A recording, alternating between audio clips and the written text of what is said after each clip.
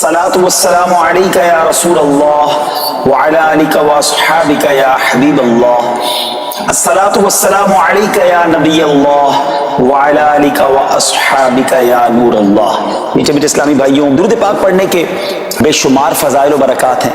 حضرت ابو ہریرہ رضی اللہ تعالیٰ عنہ سے مروی ہے، رسول اللہ صلی اللہ تعالی علیہ وسلم نے فرمایا، جمعرات کے روز اللہ عز و جل اپنے فرشتے بھیجتا ہے جن کے پاس چاندی کے کاغذ اور سونے کے قلم ہوتے ہیں۔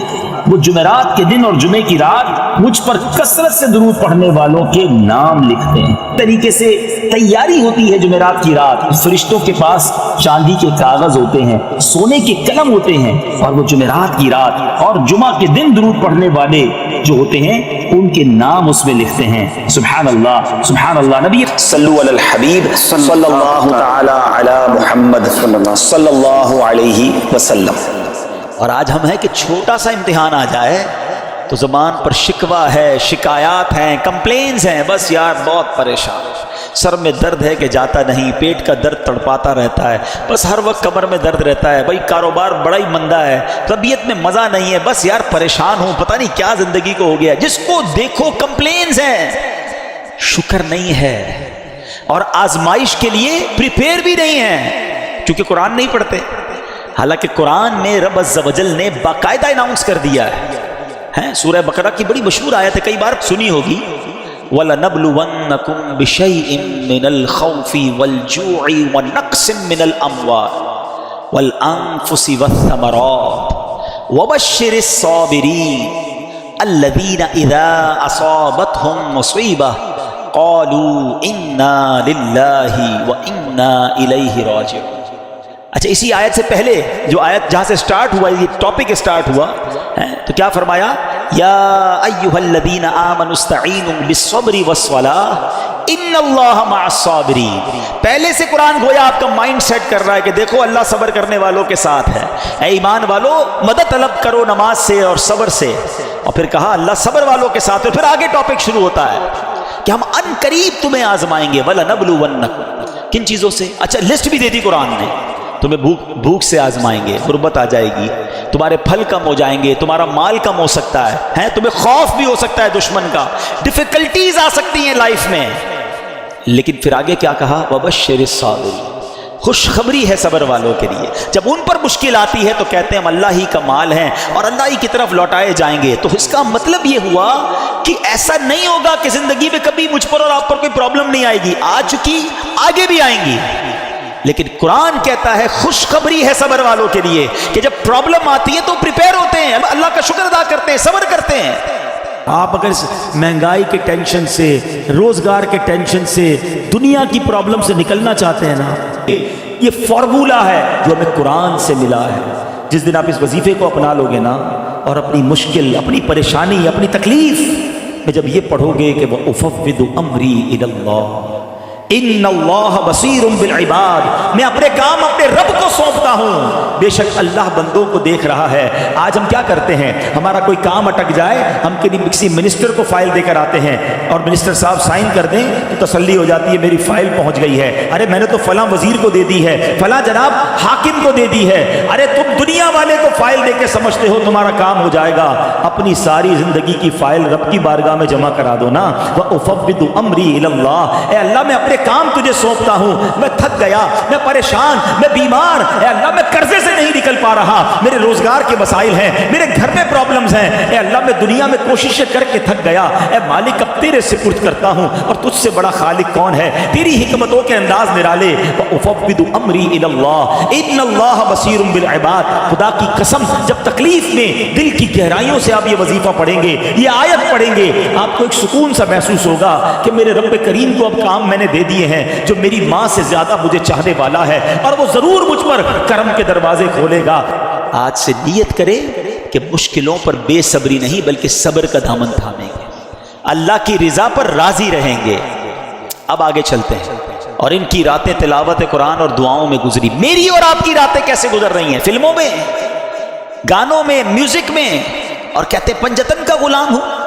کتنے ایسے جو عشاء بھی جماعت سے پڑھتے ہیں، فجر بھی نماز پڑھتے ہیں، رات تلاوت کر کے سوتے ہیں، باوضو سوتے ہیں، راتیں فلم دیکھے بغیر نیند نہیں آتی، موبائل ہاتھ میں ہوتا ہے، پتہ نہیں کیا کچھ چل رہا ہوتا ہے، اور کہتے ہیں میں پنجتن کا غلام ہوں۔ یاد کرو وہ کربلا کا میدان کہ یزیدیوں کی راتیں کیسی گزری اور حسینیوں کی راتیں کیسی گزری ہیں۔ امام حسین کے چاہنے والے کی رات تو سبحان اللہ، میں سو جاؤں یا مصطفیٰ کہتے کہتے، کھلے آنکھ صلی اللہ کہتے کہتے۔ غور کیجئے کہ اعمال ایسے ہیں کہ نہیں۔ ایک اور بڑی پیاری بات بتاؤ، جو چیز، اب ذرا اس بات کو تھوڑی سی باریک بات ہے سمجھیے گا، جو چیز اللہ کی راہ میں قربان کر دی جائے نا، اللہ اس میں برکت ڈال دیتا ہے۔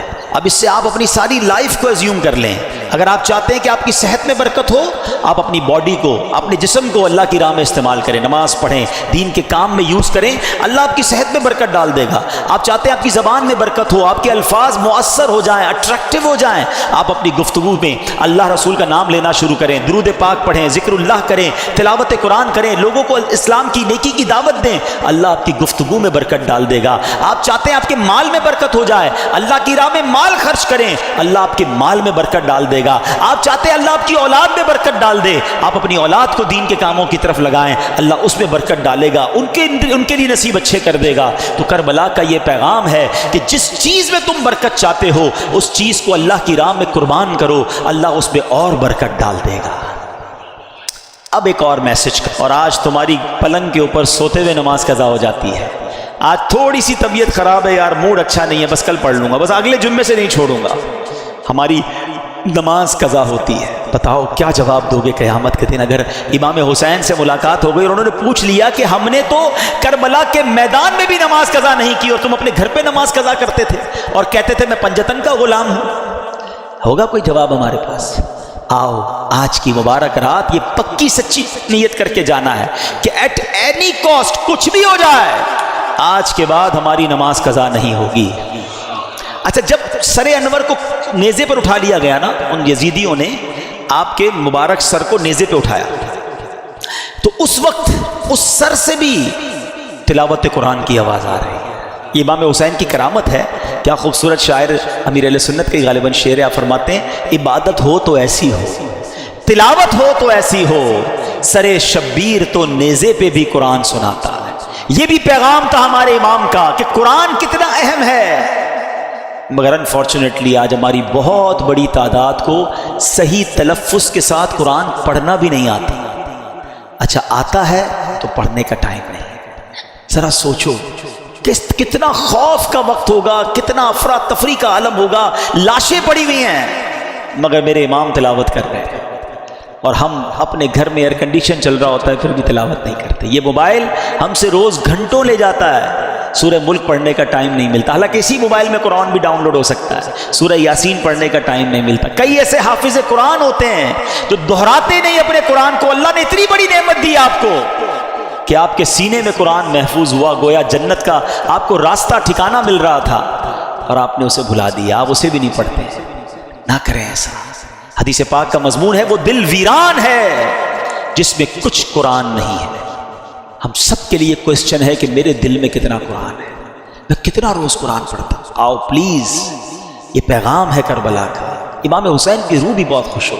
گفٹ دینا چاہتے ہو نا اپنے امام کو، ہیں ایصال ثواب کرنا چاہتے ہو، لنگر بنا کر، کھچڑا بنا کر اور جناب نیاز بانٹ کر ضرور کریں، مگر اس بار تھوڑا وہ پنجابی میں کہتے ہیں نا ذرا وکھرا، ذرا ہٹ کے آؤ، ذرا ایصال ثواب بھی کریں کہ کھچڑا ضرور بنائیں، نیاز بھی بنائیں، مگر اس بار نیازی کے ساتھ ساتھ نمازی بن کے ہم امام حسین کو ایصال ثواب کریں۔ ہیں ہم پہلے نمازی ہیں پھر نیازی ہیں، تو نیت کریں انشاءاللہ کہ اب روزانہ قرآن پڑھیں گے انشاءاللہ۔ ہاں یہ عاشورے کا دن ٹرننگ پوائنٹ بنے نا میری زندگی میں، تو فائدہ ہوا نا کہ میں نے کربلا کے انسیڈنٹ سے یہ سیکھا کہ وہ وہاں نہیں چھوڑتے تھے تلاوت میں، یہاں چھوڑ رہا ہوں اور پھر کہتا ہوں پنجتن کا غلام۔ پلیز قرآن سے دوستی کر لیں۔ اب آتے ہیں ایک اور میسج۔ امام حسین کو انفسائز کیا گیا، آپ کو بہت زیادہ پریشرائز کرنے کی کوشش کی گئی کہ آپ یزید کی بیعت کر لیں، ایک ہی تو مطالبہ تھا نا۔ اچھا آج میں اور آپ مدینے جانے کے لیے کتنا ترستے ہیں؟ امام حسین تو پیدا ہی مدینے میں ہوئے تھے، پھر بھی مدینہ چھوڑنا پڑا۔ پہلے مکے آ گئے، 5 مہینے مکے میں رہا تاکہ کوئی کسی طرح معاملہ ٹل جائے، لیکن جب اس کے بعد بھی معاملہ نہیں ٹلا اور کوفیوں کے لیٹر آتے رہے تو پھر آپ کوفہ گئے۔ مدینہ چھوڑنا پڑا، سب کچھ چھوڑنا پڑا، خاندان چھوڑنا پڑا، پھر شہید بھی ہو گئے۔ جب اتنا زیادہ برڈن ہونا، یعنی کسی کے سر پر کوئی پستول رکھ دے تو شریعت بہت ساری چیزوں کی اجازت دے دیتی ہے کہ جب جان جانے کا خوف ہو تو کئی ایسے کام جو حرام ہوتے ہیں وہ حلال ہو جاتے ہیں فار دا ٹائم بینگ. اس کی پوری تفصیل ہے.